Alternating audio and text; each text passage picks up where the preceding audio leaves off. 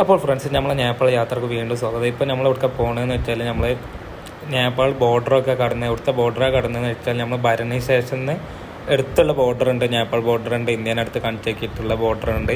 പിന്നെ അതുപോലെ നമ്മൾ ഇവിടെ നിന്നാണ് ഫുഡ് കഴിച്ചത്. നമ്മൾ വിശന്നുകൊണ്ട് ഇവിടെ അടുത്തുള്ള ഒരു ഷോപ്പിൽ നിന്നാണ് ഫുഡ് കഴിച്ചത്. ആ ഷോപ്പിൻ്റെ ഡീറ്റെയിൽസാണ് ഞാൻ കാണിച്ചത്.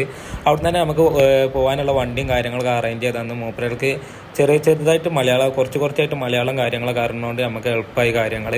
അപ്പോൾ നമുക്ക് അവിടുന്ന് വണ്ടിയൊക്കെ സെറ്റ് ചെയ്ത് നമ്മളിപ്പോൾ പോകണ എടുക്കാന്ന് വെച്ചാൽ ബോർഡറിൻ്റെ അവിടുന്ന് പൊക്കറയ്ക്ക് പോകണോടത്തുള്ള വ്യൂ ആണ് നമ്മൾ കണ്ടുകൊണ്ടിരിക്കുന്നത്. അപ്പോൾ നമുക്ക് പൊക്കറയിൽ എത്തിയിട്ടുള്ള വിശേഷങ്ങൾ.